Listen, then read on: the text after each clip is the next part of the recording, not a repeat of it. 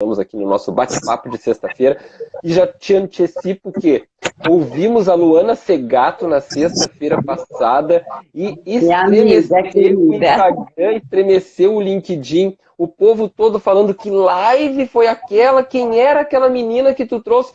Aquela menina que eu trouxe é Luana Segato, fantástica, incrível. Muito obrigado, Atena, por me apresentar uma menina maravilhosa como ela. Mais uma que eu tenho no coração. Haja coração para ter tantas pessoas assim, pelo amor de Deus. A Luana, você sabe que a minha história com a Luana foi minha amiga de colégio, a gente estudou juntas. E aí a gente acabou perdendo contato, mas a gente sempre continuou amiga. Eu convidei ela para o meu casamento, ela não pôde ir porque ela estava trabalhando demais. E a gente ficou 20 anos sem se ver, Lu. E a gente se reencontrou pelo LinkedIn, a gente se via pelas redes sociais e no LinkedIn a gente se reencontrou. A Luana é uma amiga muito querida, ela tem uma história de vida muito bonita, ela tem muito conhecimento. A Luana é uma pessoa que pode ajudar muitas pessoas com essa questão do estresse. Que hoje em dia, né, estresse, tá? Todo mundo, né? Todo mundo tá sofrendo de estresse, só que muitas pessoas colocam isso na vida, no dia a dia e acham que é normal, né? Bom, mas deixa pra Luana falar sobre isso. Ó, por falar em Luana Segato, a moça acabou de entrar. Nós rasgando elogios pra ela e ela chega atrasada na live. É inacreditável um troço desse. Gente, vou ter eu vou que dar um pedir cartão desculpa. pra ela vermelho. Ó, vou pedir desculpa para vocês de antemão se eu precisar aqui, porque eu tive uma pneumonia essa semana, então eu tô com uma tosse muito forte. Então eu peço desculpas já de antemão. Tô melhor já, mas eu tive uma bela pneumonia. Você já está em franca recuperação, já trouxe esse sorriso maravilhoso para nós. Perfeito. Vou convidar todos que estão aqui para pegar o aviãozinho, marcar todas as conexões de vocês, enviem, convidem os amigos para assistirem essa live maravilhosa, que nós vamos falar de um assunto, porque assim, ó, eu vou fazer uma postagem essa semana falando como é que a gente monta as pautas, para vocês entenderem. Porque as pautas, elas vêm, sabe de quem? De vocês. Elas vêm das dificuldades de vocês, das dores de vocês, dos sofrimentos de vocês.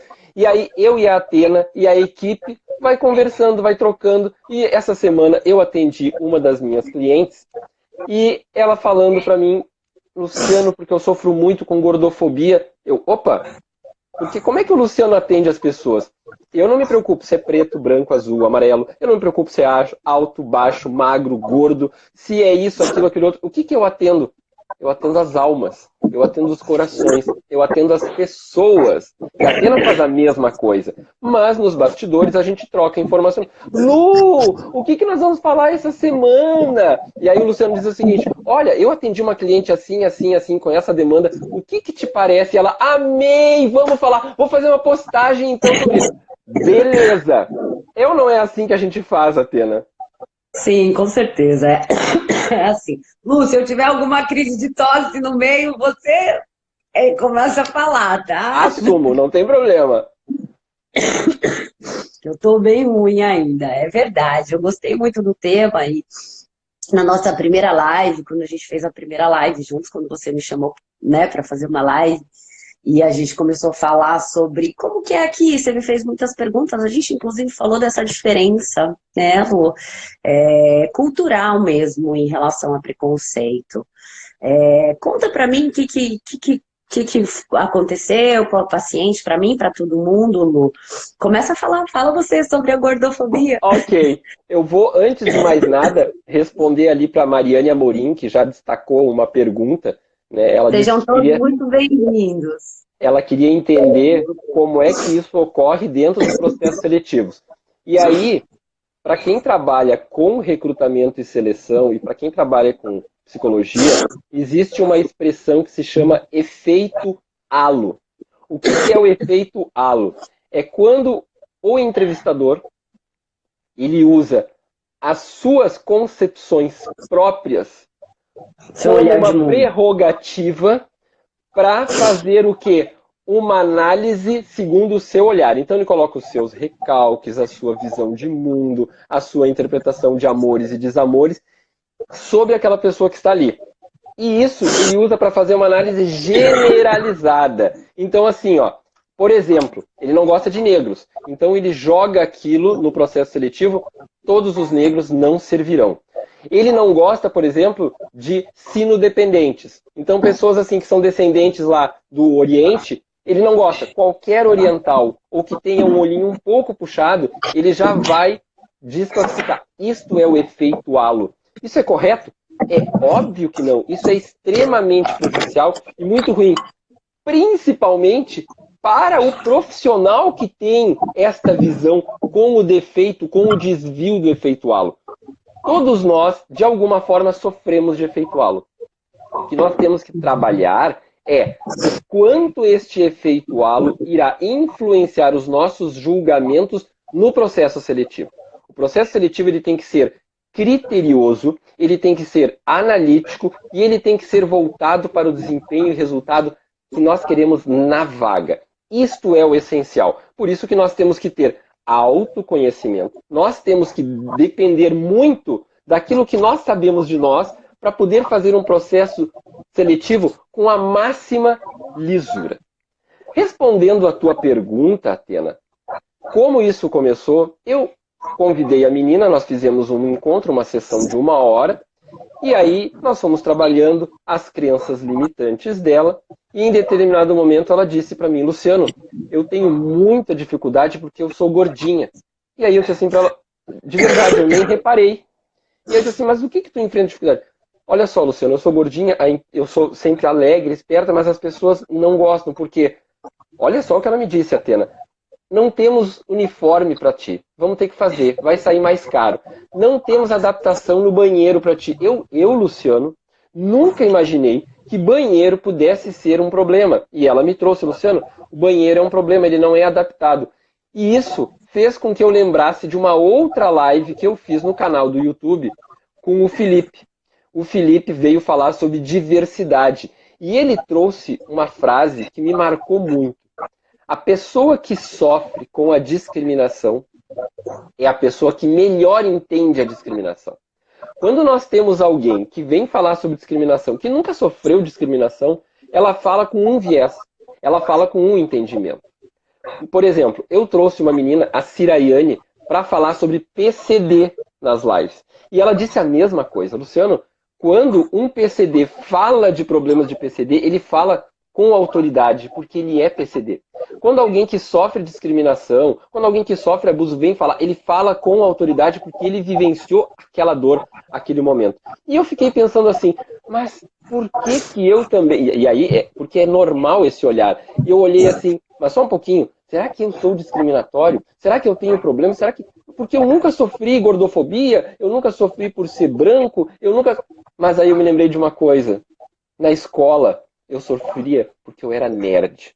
Hoje ser nerd, como diz a minha amiga, é cool, não é verdade? Mas lá na escola eu me lembro, por ser nerd e por ter isso que hoje a Atena diz assim, Luciano tem uma capacidade incrível, analítica, tu consegue pegar a frase. Pois é, mas lá na escola, e aí isso me dá autoridade para entender outras dores paralelas. Então quando alguém chega com uma dor, alguém chega com um sofrimento, eu consigo entender porque, de certa forma, eu também já vivenciei. Foi assim que nasceu esse tema de hoje, Atena. Muito bom. É muito triste. Eu fiz no post no LinkedIn que eu coloquei, né, lá alguns exemplos e poderia escrever 1000 páginas sobre isso. E as pessoas que conseguem contratar um psicólogo depois que elas passam por determinadas situações, que não são muitas e nós sabemos, e eu disse, se vocês soubessem o que esse tipo de atitude causa no outro, as feridas que isso causa no outro, vocês não fariam. Porque eu escuto quanto psicóloga, eu sei o que é.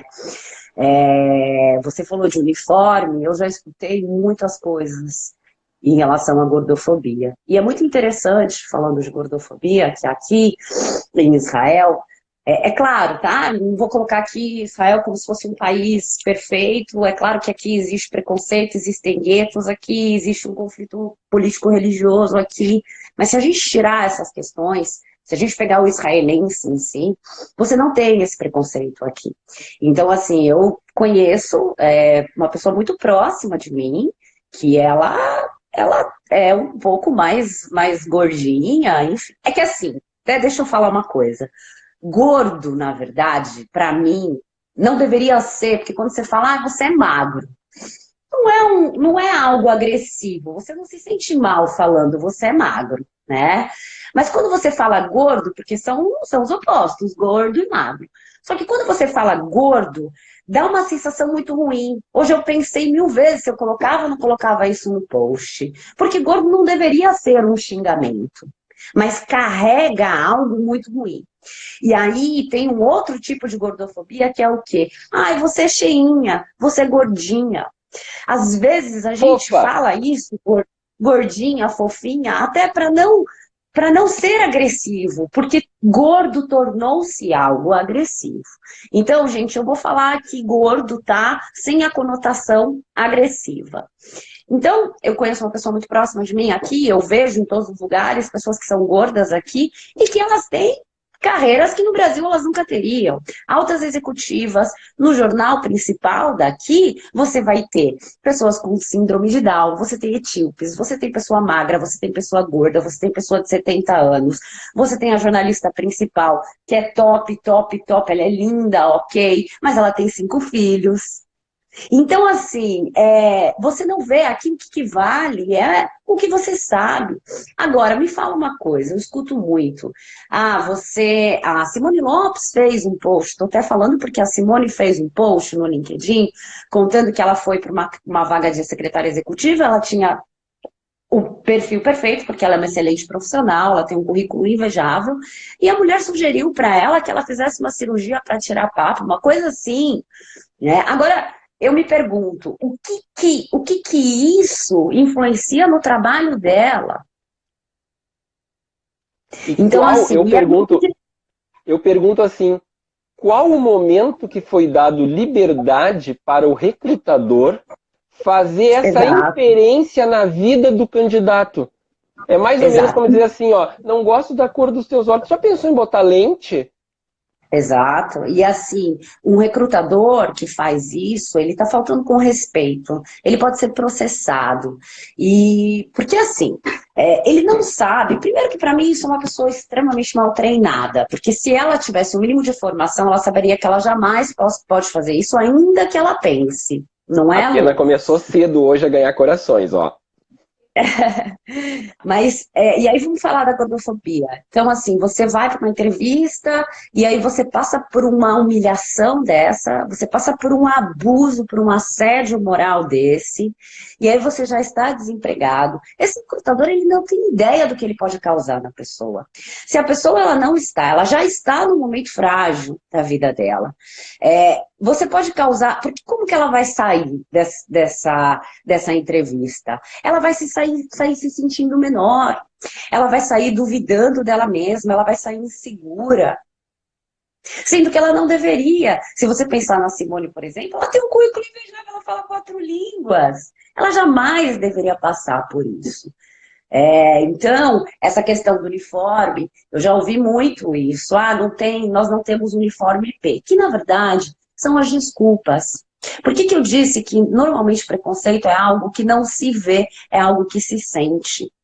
Porque a pessoa gorda, ela sente, às vezes eles falam isso, olha, não tem uniforme, mas isso que eu coloquei, eu escutei de uma pessoa. A pessoa me dizendo que ela foi numa entrevista e a entrevistadora falou para ela: nossa, mas seu currículo é excelente, você tem um rostinho tão lindo. Olha, eu te sugiro que você perca peso e entre em contato comigo de novo, porque a vaga pode ser sua. Matar Exatamente essa assim. recrutadora. Então, assim, você pensar que você só vai conseguir uma vaga se você emagrecer, e aí, voltando aqui falando de Israel, aqui não interessa qual que é o seu peso. Outra coisa, a gente já puxando um gancho para as mulheres aqui. Eu vi Você me falou sobre gordofobia, e aí eu coloquei aqui no YouTube, né? E aí eu vi um vídeo, não sei quem que é, mas teve uma repórter, eu acabei não conseguindo assistir o vídeo, mas teve uma repórter que ela engravidou e ela tinha um contrato com a Globo, ela Foi uma polêmica isso. Ela tinha um contrato com a Globo e eles demitiram ela ou não recontrataram ela porque ela engordou na gravidez. Ah, eu vi esse caso. Você viu esse caso? Vi. Não recordo também quem é, mas vi. Isso aqui é um absurdo. Primeiro começa, aí a gente já pode pegar o gancho para falar o que muitas mulheres passam. Quando uma mulher vai para o processo seletivo, ela está numa empresa e ela dá notícia de que ela vai ficar grávida, dependendo do cargo dela, vai ser questionado sim a carreira dela. Se não abertamente, vai ser questionado com o olhar ou vai ser questionado tentando podar. E a cabeça de muitos empresários é o seguinte: ixi, agora a carreira dela foi para o espaço. Ou no processo seletivo, em que, quando o recrutador pergunta, isso eu escutei muito já, estava indo tudo muito bem. E aí, quando eu disse que eu tinha filho, perguntaram, mas qual a idade? Ah, filho pequeno. Ah, e aí você vê que eu estava falando sobre você sente no olhar que você acabou de ser descartado porque você tem um filho. Aqui isso não acontece. A Barra Rafael, ela é a modelo mais famosa de Israel. Ela namorou o Leonardo DiCaprio. Ela é milionária. Ela está em todos os outdoors de Israel. Ela casou. Ela engravidou um ano. 2 meses depois ela estava grávida de novo. Sem brincadeira, ela está com o 3º filho em 3 anos e meio. Aí agora eu vou contar uma coisa para vocês. Eu sempre fui magra, eu tenho ao contrário das pessoas, que as pessoas não sabem, mas é a mesma coisa. As pessoas às vezes elas engordam por ansiedade, por estresse, quando elas não estão muito bem, quando a vida está muito agitada. Eu sou o contrário, eu emagreço. Então, Luana você Segato, também? não, Luana Segato dando a informação para nós ali, ó. Viu o que é Isso os nossos mesmo. bastidores trabalhando em conjunto? Eu também, eu só emagreço. Eu como feito um condenado, não engordo 1 grama. O pessoal fica louco. Mas onde é que vai tudo isso? Eu digo, pura beleza e inteligência. Eu não como que nem uma louca, não. Eu pulo refeição, eu fiz muito isso na época que eu era muito workaholic, enfim. E é a mesma coisa, dá na mesma. Ou você ser magro demais, ou você ser gordo demais, dá na mesma. As pessoas veem da mesma maneira, mas você está doente, o que está acontecendo? Nossa, enfim. Mas o que eu quero contar para vocês? Vou compartilhar com vocês. Então, eu sempre pesei em torno de 50, 51, 52 quilos. Na minha gravidez, eu tive uma gravidez de muito risco. E eu tive que ficar em casa a gravidez inteira. Eu tive muitos problemas na minha gravidez, tive muitas alterações de hormônio e excesso de líquido amniótico, enfim. Eu engordei 20 quilos na minha gravidez. Eu fui parar em quase 80 quilos. No dia do parto, eu perdi 12. Só que eu fiquei com mais 12 quilos, quase, por mais 1 ano. E aí eu vou contar para vocês, compartilhar com vocês. Só que eu já estava aqui. E eu não sofri pressão de ninguém aqui. Porque se eu estava mais gordinha, se eu não estava mais gordinha, se eu tinha engordado muito, ou se eu não tinha engordado muito. Talvez se eu estivesse no Brasil, eu era uma executiva no Brasil. Talvez se eu estivesse no Brasil, isso teria sido um problema. Ou talvez eu teria me sentido mal. E aqui eu não me senti mal. Por quê? Porque aqui as mulheres, elas não estão preocupadas com isso. Outra cultura. Elas não estão preocupadas se elas estão mais gordinhas, se elas não estão mais gordinhas, se depois do filho elas engordaram um pouco. Jamais uma mulher vai deixar de conseguir voltar para o trabalho dela por isso. Jamais uma mulher vai deixar de ser contratada porque ela teve um filho. É completamente diferente. Então, assim, essa questão da mulher, a mulher sofre muitos preconceitos, né? Mas essa questão da maternidade, eu até fiquei de fazer uma live com o Eric, com uma mãe, acabei nem fazendo, eu preciso fazer. A gente vê muito isso no Brasil, nos processos seletivos. No canal do YouTube, eu fiz uma live com uma menina que é especialista em maternidade e reingresso da mãe ao mercado de trabalho. E na oportunidade ela falou, é muito difícil aqui no Brasil, porque o pessoal olha como assim, não vai mais ter condições agora de trabalhar, porque vai focar só no filho. E o que eu sempre digo, e o que eu sempre apoio nas minhas mentorias que eu faço sobre treinamento de entrevista. Quando o recrutador te perguntar, tem filho? Responde, tenho e tenho rede de apoio. Por quê? Porque é isso que o recrutador quer ver. Que o teu filho, por incrível que pareça, como se ele não tivesse tido mãe, né? Que o teu filho não vai ser um problema para impedir a tua produção. Tu vai continuar produzindo. Então, o que tu tem que chegar na entrevista e dizer assim? Tenho filho, tenho marido, ou tenho mãe, ou tenho sogra, eu tenho uma rede de apoio, a creche, sei lá o quê, mesmo que tu seja mãe solteira ou mãe sozinha, tu chega e diz, tenho rede de apoio, porque é isso que ele quer entender. Mesmo não sendo uma pergunta crível no processo seletivo. Porque Com todos nós, em certeza. algum momento, somos pais ou somos mães, e nós é que damos continuidade a essa sociedade que nós vivemos. Se nós não formos pais e mães e não Exatamente. nos reproduzirmos, acaba a humanidade em algum momento. Exatamente. E isso é puro preconceito, porque assim, quem é mãe, você é pai. Eu, depois que eu me tornei mãe, eu sou muito melhor, eu desenvolvi mil e uma habilidades, você faz mil coisas ao mesmo tempo, que é mãe de gêmeos, então, né? E assim, o meu filho, para mim, ele só me trouxe coisas boas, meu filho é a luz da minha vida, ele não me atrapalha em nada, não me atrapalhou em nada, muito pelo contrário. Então, assim, quando eu falo, eu acho que eu vou ter outro filho, eu quero ter outro filho, as pessoas falam para mim, mas pra quê? Você vai atrapalhar a sua carreira. Vai estragar o teu corpinho. Eu não vou atrapalhar minha carreira. Mas porque eu vivo num país onde isso nem existe. Se você falar isso para alguém, as pessoas nem vão entender o que você está falando. Então, assim, e aí você tem uma série de outros preconceitos. Você disse, né, que preconceito é uma coisa que é velada. A minha melhor amiga, ela é negra. E ela está em Portugal agora. E assim, a mãe dela protegeu muito ela, deu muito empoderamento para ela, então ela nunca sofreu com essa questão do negro. E assim, eu convivi com algumas pessoas negras, mas não foram muitas ao longo da minha vida. Então eu nunca estive muito próxima do preconceito. Eu escutava sempre, sempre soube que existia. Até que ela foi para Portugal, que ela foi morar em Portugal.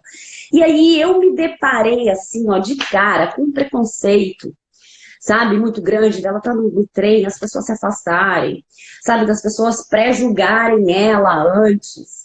E aí, ela é minha melhor amiga, ela me conta tudo, aí você começa a vivenciar. E aí Que você dor. entende o que o negro diz que só ele passa.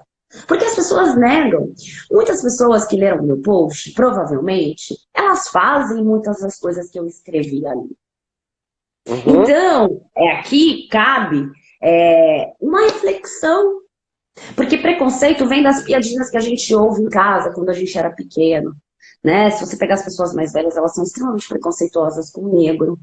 Só que nós somos adultos, nós estamos em outra geração, nós não precisamos e nós não podemos continuar repetindo isso. E se repete muito. Ainda hoje, que a gente fala sobre diversidade, que a gente fala sobre preconceito, né? Você acredita que eu recebi uma mensagem de uma pessoa falando aqui pra mim, nossa, mas tira aquele exemplo do trans, tá ótimo o seu post, mas tira aquele exemplo do trans do banheiro. Mas tu quer ver uma coisa? Eu, quando fiz a live no ano passado sobre um tema muito delicado, que era o abuso dentro da empresa, eu fiz uma live eu não me lembro com quem agora, mas eu fiz uma live falando sobre sexo dentro da organização. Uhum. E em determinado momento, uma pessoa veio no meu LinkedIn, mandou um texto enorme, criticando aquele tipo de assunto que não devia ser abordado. Quando, na verdade, tu que é psicólogo e trabalha, e eu que gosto do tema, sempre digo, Freud, cura-te pela palavra. Se nós não falarmos nos temas, nós empoderamos, e eu não gosto dessa palavra, eu gosto de usar fortalecemos, né? Nós fortalecemos o assediador, nós fortalecemos a pessoa que é abusiva, quando na verdade nós temos que falar e tem que ser o mais claro possível, mesmo que a gente erre, porque errar é humano. Tá, eu não sabia, então tu me educa como é a linguagem correta e eu vou aprender a falar, obrigado, porque é assim que se processa. Agora, se eu sofro o abuso, se eu sofro o assédio e eu fico calado, eu sou cúmplice, eu sou conivente com o assediador, com o abusador. Por quê? Porque eu reforço, eu empodero, ele se sente, ninguém fez nada, posso continuar. E aí continua com a piadinha, continua com a brincadeira, e a pessoa, ali no gordinho, ali no careca. Normal, gente, é tanta coisa, tão normal, tão cotidiana, tão corriqueira, que nós não percebemos que está na cultura e está enraizada.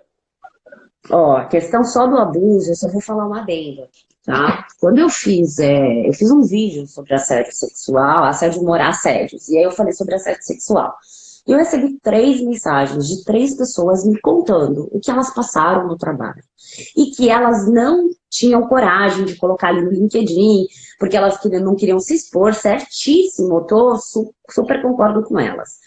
Existe, quanto a assédio sexual, principalmente, medo, porque as pessoas, elas têm muitos preconceitos quando uma mulher ou um homem é assediado. Eu tenho uma pessoa muito próxima de mim, um homem, que foi assediado pela dona da empresa, assediado sexualmente. E quando ele contava, às vezes ele contou para uma ou 2 pessoas, as pessoas davam risada. Por quê? Porque é homem. Né? Então, assim, e isso mulheres... é hipocrisia. Isso é hipocrisia. Porque, na verdade, o homem ser cantado tem que ir lá pegar a mulher. Agora, a mulher ser cantada é vítima. Não, todos sofremos o assédio.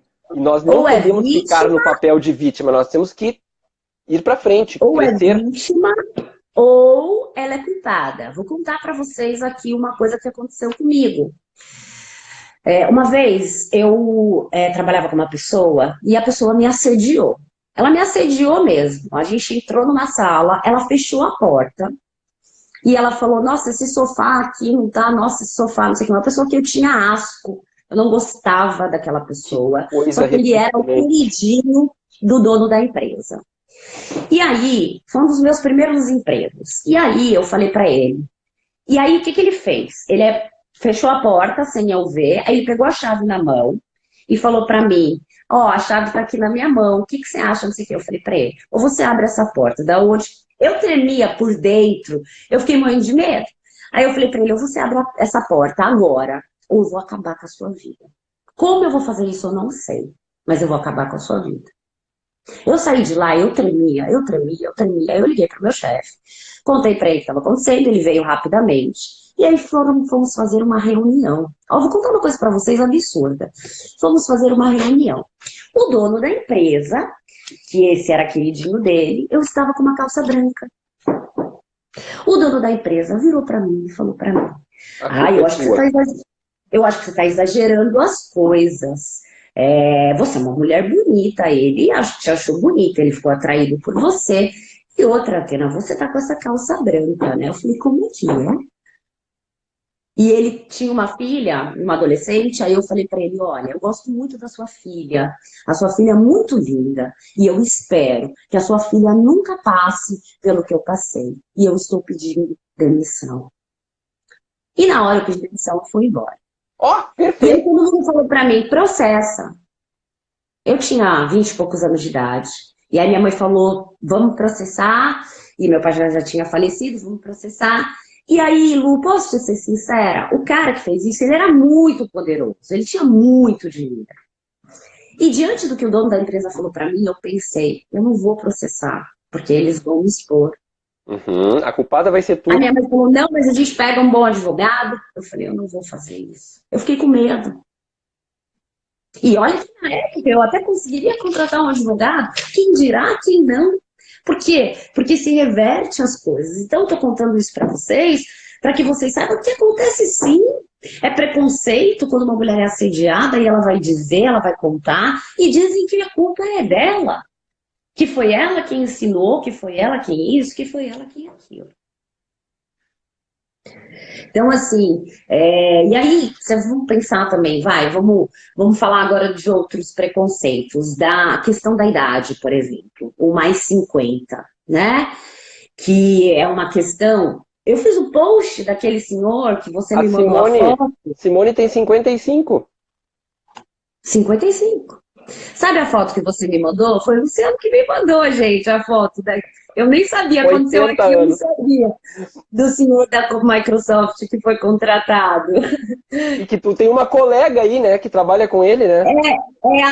A filha da prima do meu marido. Ela viu o post e falou, eu trabalho com ele, eu conheço ele. Que mundo pequeno. Post teve 120 quase mil visualizações. E as pessoas... falando, e eu imagino quando as pessoas veem aquilo, as pessoas falam, nossa, isso é respeito, isso é dignidade.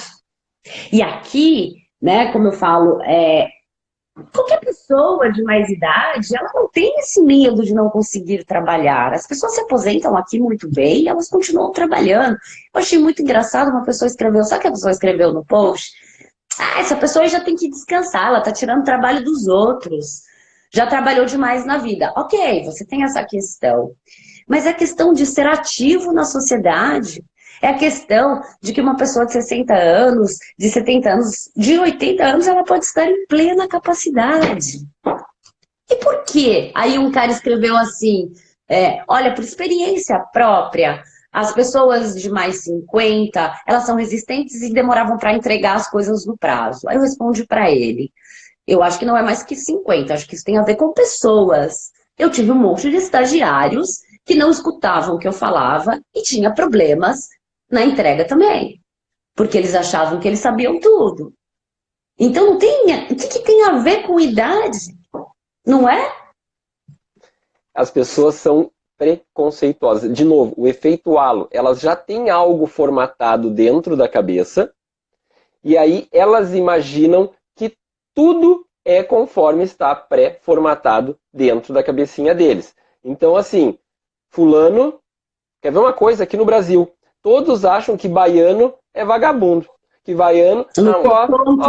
baiano... Não sei, eu sei, mas eu continuei falando, não te preocupa. Baiano isso, né? Fulano... Pelo amor de Deus, o que uma coisa tem a ver com a outra? São seres humanos. Nós não podemos ter esses estereótipos. Nós não podemos chegar e dizer assim, todos são assim. É mais ou menos como numa corporação. O meu pai era militar. Tá? Então, dizer que todos os militares prestam ou que todos os militares não prestam por causa de um, não pode. Uma pessoa faz uma atividade errada, faz alguma coisa inadequada, eu não posso generalizar. Eu tenho que olhar a individualidade. Então, quando eu, como recrutador, estou ali com alguém sentado à minha frente, não é as minhas dores, os meus amores, os meus preconceitos de vida que tem que influenciar a condução da vida da pessoa que está ali na minha frente. Com certeza. Você quer ver um caso, por exemplo, em relação aos gays, por exemplo? Eu estava lendo uma reportagem que os gays, eles têm muita dificuldade, os gays que são professores, eles têm muita dificuldade de trabalhar com criança. Aqui isso jamais vai acontecer, eles trabalham muito com crianças, porque eles são muito bons com crianças. Mas, principalmente no Brasil, nos países da América Latina, por quê? Porque existe um preconceito de que o gay vai abusar da criança. E o que tem a ver uma coisa com a outra? O perfil de um abusador não tem nada a ver com a opção sexual dele. Uhum. Então, assim, são muitos preconceitos. Então, o que eu te falei do trans, que a pessoa pediu para tirar. Por que existe muita prostituição de trans? Quando eu fazia faculdade, eu tive contato com muitos transexuais, porque quando eu fazia faculdade, eu voltava de metrô, morava ali do lado do Mackenzie. Ah, você não é de São Paulo. E aí, a hora que eu voltava para casa, o metrô tinha uma parte que era um pouco escura. E aí eles sempre estavam ali, às vezes eles me acompanhavam e eu conversava muito com eles, conversei muito com eles. E o que eles me contavam já naquela época, que o quê? Por que você tem muita prostituição também nos trans? Porque eles têm muitas dificuldades de arrumar emprego. Isso que eu coloquei é fato, eu já li muitas pessoas falando isso, que as pessoas têm preconceito, que eles vão usar o mesmo banheiro, elas vão se sentir constrangidas, né? E as pessoas confundem opção sexual com... Não tem nada a ver. A live de hoje só tem carinha ruim para esses posicionamentos inadequados das pessoas. Hoje é o dia da live da Brabinha, ó. Mas olha, você sabe que triste isso. Eu vou te falar uma coisa que eu vejo, assim. As pessoas não se revoltam. Isso é uma coisa que me revolta muito. Dá até para ver que eu fico mais alterada. Porque eu escuto essas dores dessas pessoas. As marcas que ficam, que muitas vezes são irreversíveis nessas pessoas. Sim, sim. E ao mesmo tempo eu vejo muito que muitas pessoas também ficam indignadas, muitas pessoas fazem muitos movimentos antirracismo, mas é muito mais da boca para fora. Sim. Porque elas praticam muitas coisas na vida delas. E se não é com uma coisa, é com outra. Então a gente precisa mudar a nossa maneira de pensar. Nós somos todos humanos, né? O Mandela fala, ninguém nasce odiando. Nós aprendemos isso, a odiar. E nós Sim. aprendemos muitos preconceitos com os nossos pais. Mas nós podemos mudar isso, nós podemos enxergar as pessoas de outra maneira. Que coisa incrível, né? A gente sempre traz uns temas que são altamente dolorosos e as pessoas adoram. Acabei de receber aqui um WhatsApp, estou assistindo a live, mas eu não quero falar dessas pessoas. Não tem problema, né? As dores, as pessoas ficam sensibilizadas. Eu, assim, ó, um dos meus melhores amigos é negro. A gente estudou junto, várias atividades juntas, né? Eu tenho vários amigos homossexuais. Eu tenho muito mais mulheres homossexuais amigas do que homens, mas são homossexuais também, têm opção sexual diferente. E para mim, eu sempre digo assim, ó, é indiferente porque eu olho de novo o ser humano, eu olho o coração, eu olho a alma, eu olho o amor fluindo ali.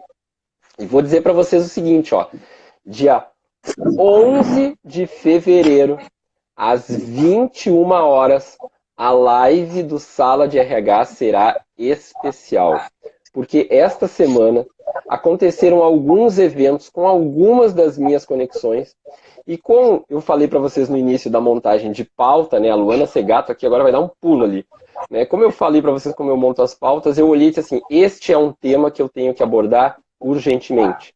E aí, no dia 11 de fevereiro, às 21 horas, o tema no Sala de RH será tchan, tchan, tchan, tchan, assédio no LinkedIn. Nós vamos falar de assédio no LinkedIn. Então eu vou trazer duas das minhas conexões que foram assediadas e elas irão falar como foi esse assédio, vão expor como foi a dor, como é que é o momento, como é que é ser mulher e sofrer esse assédio dentro do LinkedIn. E trarei uma psicóloga para ajudar a entender, a filtrar e trabalhar isso. Então, assim, vamos falar de assédio no LinkedIn. A minha ideia era dizer assim, assédio nas redes sociais. Mas aí o que os meus pares me disseram? Luciano, isso já está tão comum no Facebook, está tão comum no Instagram, mas o LinkedIn era um ambiente corporativo. Bingo! E o que nós temos falado ultimamente? Nós falamos de assédio nas organizações, depois nós falamos de assédio na entrevista de seleção e agora nós vamos abordar assédio no LinkedIn. Eu acredito que é um tema muito delicado e é um tema que está muito presente agora. E o que eu digo, qual é a expressão que eu uso? Todos, homens, mulheres, temos que aprender a pôr as cerquinhas na primeira levantada da pessoa para qualquer que seja o tipo de assédio, sexual, moral, ou que se passe de qualquer forma. No primeiro momento tem que chegar e dizer não. E aí, Exato. a partir daquele momento, se a pessoa for intransigente e resolver transgredir o teu não, aí tu tem que tomar uma atitude diferenciada. Exato, exato. Você sabe que você falou do não, né? Quando a gente se conscientiza, quando a gente sabe que isso está errado, a gente se... você não gosta de falar dessa palavra, mas então a gente se empodera, a gente se fortalece. Nós somos capazes de nos colocarmos e até ensinarmos uma pessoa. Por exemplo, num processo seletivo, quando alguém faz alguma coisa que é discriminatória, você ir lá e pontuar.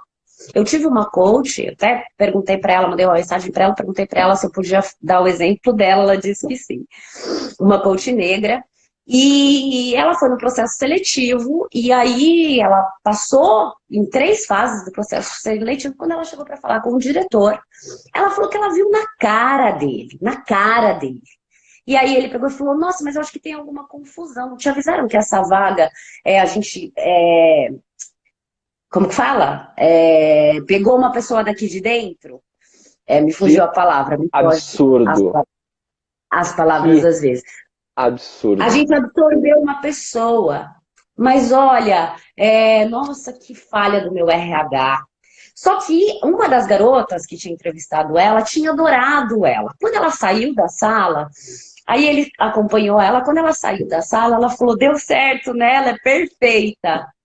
Aí ele falou, não, a vaga, por que você não avisou? Ela ficou uma situação super sem graça. E aí ela disse que, ele falou, olha, você me desculpa, eu não queria fazer você perder tempo, tá todo mundo aqui meio desavisado.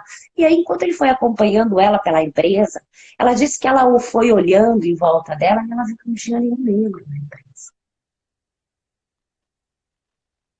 Que absurdo. Sim, mas isso acontece muito, Lu, isso acontece muito.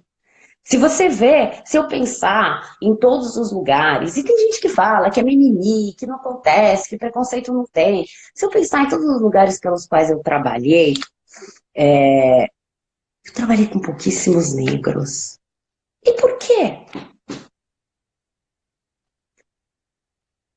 Pensa você, Lu, você trabalhou com muitos?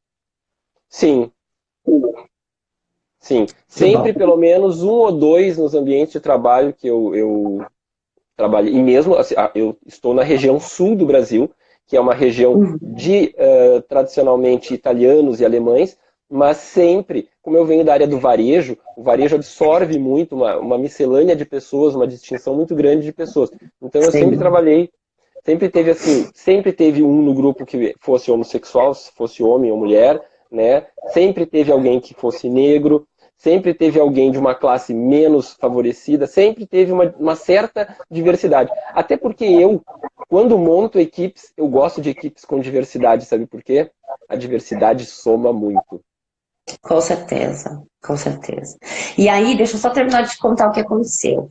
E aí ela disse que a hora que ela estava saindo, a hora que ela estava na porta, ele falou para ela, olha, eu desejo muita sorte para você. Ela disse que ela virou, e a gente já estava trabalhando essa questão, ela disse que ela virou, olhou para ele. Ela falou, você acha que eu sou idiota? Eu sei o que aconteceu aqui. Eu deveria te processar, mas eu não vou perder meu tempo com isso. E ela disse que ela entrou no elevador e ela começou a tremer e ela começou a chorar ao mesmo tempo, né? E ela disse que foi como se ela tivesse se sentido livre de tantas vezes que ela passou por isso na vida. E ela ia embora para casa cabisbaixa. Ela sempre trabalhou em ótimas empresas, mas ela passou muito por essas situações.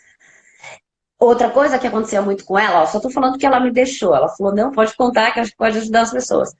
Que ela chegava num lugar, ela tinha um bom cargo, ela chegava num lugar e as pessoas falavam para ela assim, nossa, você tá de parabéns, hein? Você tem esse cargo, você sendo negra.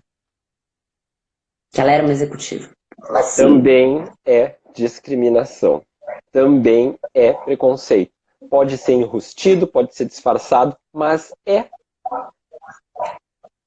E aí essa menina ligou, uma das recrutadoras ligou para ela depois e falou, olha, desculpa, eu fiz uma confusão, bibibi, bababá. Ela falou, você não precisa mentir para mim. Você pode me falar a verdade. E ela disse que ela se sentiu livre. Então, por que eu estou contando isso? Eu pedi autorização para ela para contar isso. Porque a gente tem que falar. Quando Sim, você vê, quando você sentir que alguém está te medindo, que alguém está sendo preconceituoso, fale. Fale para a pessoa, devolva. Você já não vai entrar mesmo no processo seletivo. Porque muitas vezes quando eu falo, né, de empoderar, de fortalecer um profissional, quando ele passa por uma situação vexatória, quando alguém faz pergunta que não tem que fazer, quando o recrutador é um mau profissional, que ele tem que se impor, ele tem que dizer, não, não preciso responder isso. Só que o que muitas pessoas me dizem, Atena, é fácil falar, mas a gente precisa trabalhar. Então, assim, uma garota uma vez disse no LinkedIn, até arrumei meio que uma confusão com ela, assim, confusão assim, que eu disse pra ela, eu discordo completamente de você, né, desculpa, porque ela escreveu, quando alguém te fizer perguntas vexatórias, perguntar da sua família, pode fazer a pior pergunta do mundo, faça a cara de planta e finge que é a melhor pergunta do mundo. E eu disse pra ela, não. E ela disse, essa é a realidade da vida. Eu falei, ela só pode até ser a realidade da vida. Na real, ela falou, essa é a real. Pode até ser a real, mas se você souber que aquilo está errado, isso não está certo. Isso está errado. E aí as tem pessoas que falam se para mim, posicionar tem que colocar a cerquinha, tem que dar o não na hora. Olha, essa tua atitude me deixa desconfortável. Ou, olha, com essa tua atitude eu não me sinto bem. Eu gostaria que tu reconsiderasse teu ponto de vista. Ou, né? A pessoa tem que sentir. Ela tem que sentir, tem que largar um torpedo. Pode ser hiper educado. Eu sempre digo, tu não precisa ficar alterado e bater na pessoa com a cadeira. Tu simplesmente olha, te posiciona e diz: olha, esse teu comportamento é inadequado, eu não me sinto bem com ele. Tu queres reconsiderar? Pronto, tá dado o recado, tá posta a cerquinha. Exatamente. E se você não conseguir fazer isso, ainda que você fique no processo seletivo, como muitas pessoas falam, poxa, mas eu preciso do trabalho, então eu sou obrigada a aguentar. Ok, eu não vou discutir isso. Muitas vezes você precisa, só quem está desempregado que sabe as necessidades e as dificuldades que está passando. Mas só o fato de você saber que isso está errado, que você foi entrevistado por um mau profissional, isso já te faz bem. Então, quanto mais a gente falar, quanto mais a gente abordar esse tipo de assunto, conscientizar as pessoas do que é o certo e do que é errado. Tu sabe, Atena, na outra semana eu fiz uma live e aí eu citei 3 coisas importantes para essas situações quando é o recrutador a pessoa inadequada. Quando o recrutador for a pessoa inadequada, a primeira coisa que a pessoa faz é posiciona para ele, né, de uma forma elegante. Não funcionou, tu sai. Geralmente as empresas têm um processo de ouvidoria. Denuncia na ouvidoria.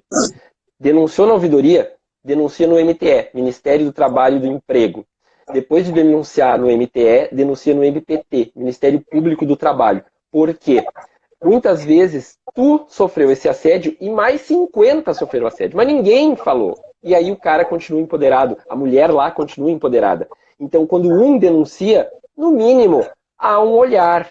E aí a empresa diz assim, ó, sou eu o dono da empresa, ou sou eu o RH, e ele diz assim, o meu recrutador ali fez isso.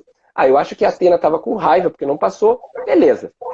Mas aí vem o seguinte, e diz a mesma história.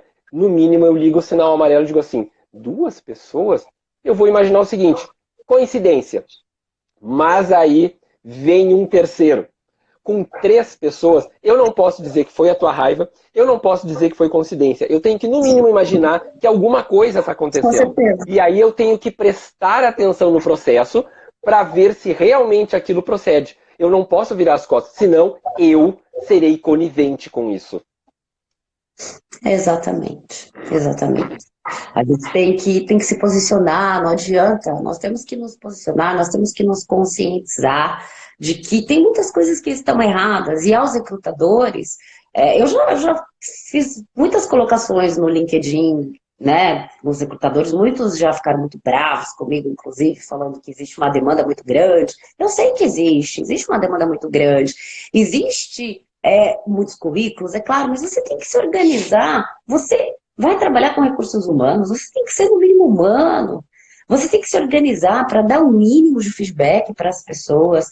Poxa, se você está com uma deficiência quanto a fazer perguntas, vai estudar um pouco, vai ver o que pode e o que não pode se falar. Você não pode falar determinadas coisas para uma pessoa. Você não pode desprezar uma pessoa, ofender uma pessoa, se a gente pensar aí, por exemplo, em relação aos preconceitos. Outra coisa aqui em Israel, por exemplo, as mulheres são pilotas. Eu vi que o Fernando escreveu aí que o primeiro piloto israelense negro, né? As mulheres são pilotas, as mulheres elas ocupam cargos aqui altíssimos, elas são poderosíssimas. Então, assim, é muito importante a gente saber que não adianta você ter esse discurso de que, porque diversidade, porque, olha, eu vejo muito, sinceramente, eu vejo muita hipocrisia, sabe? Marketing, diversidade, inclusão, marketing. E aí você vai para a empresa do cara, entendeu? Você não tem diversidade nenhuma. Eu ia falar aqui em Israel, por exemplo, a questão do deficiente físico é lei. Só que não é lei igual no Brasil.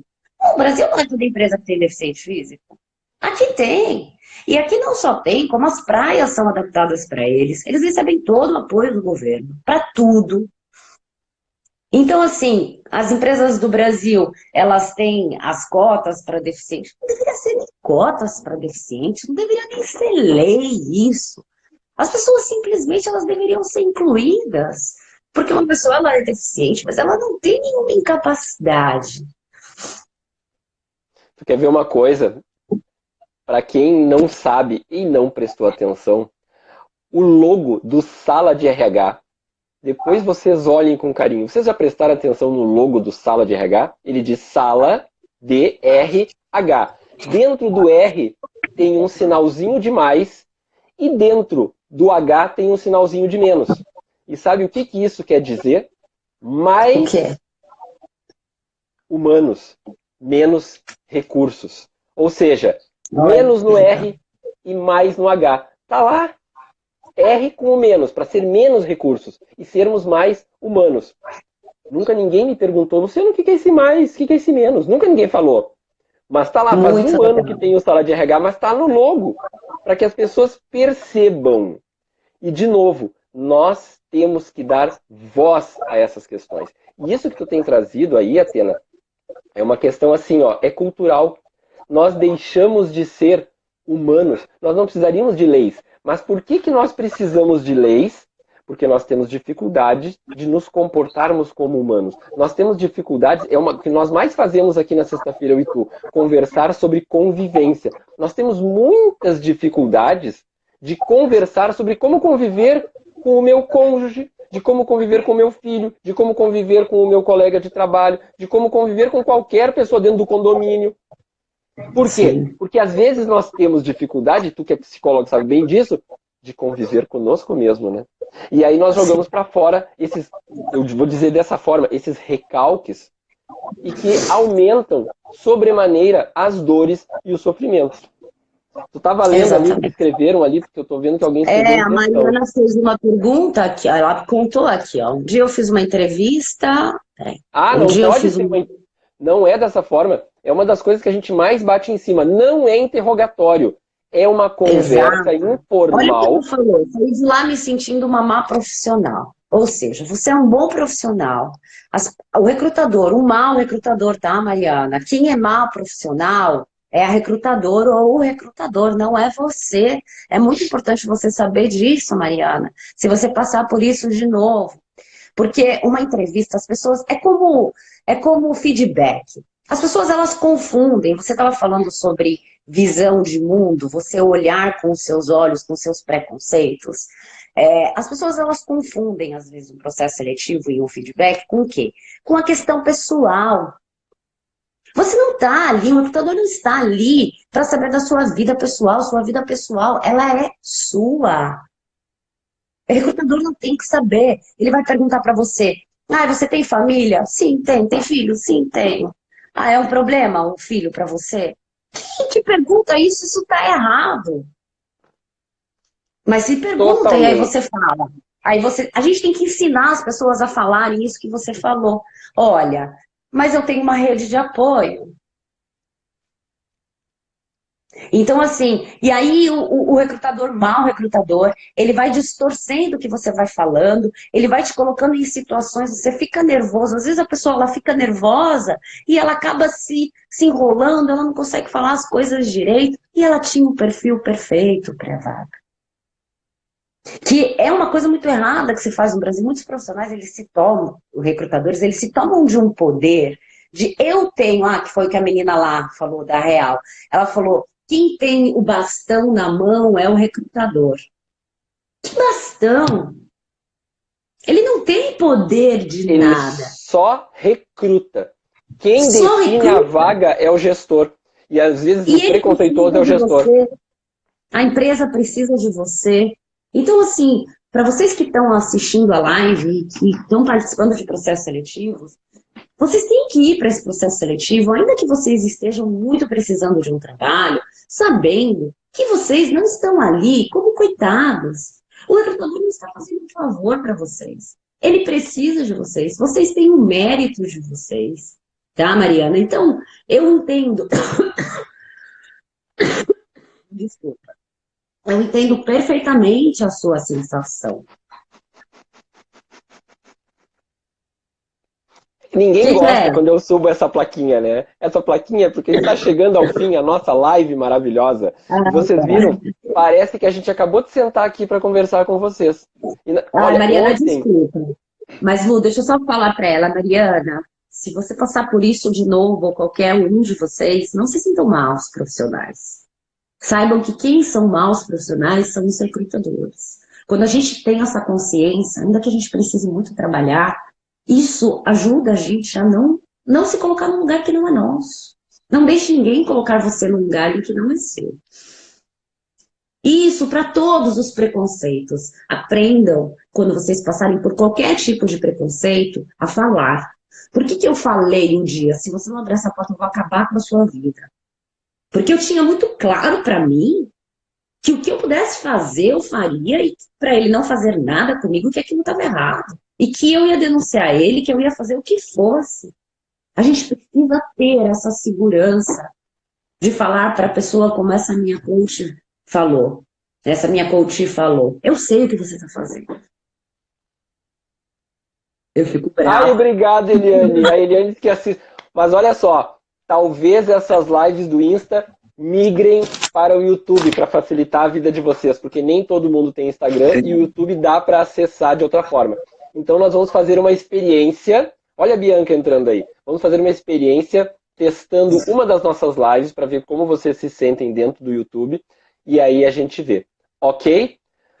O nosso horário acabou hoje, mas vocês sabem... Nós gente, vamos contar para as pessoas o que aconteceu. A gente decidiu fazer uma oficina por conta dessas lives. As pessoas procuram a gente, pessoas pedem, e a gente não estava dando conta.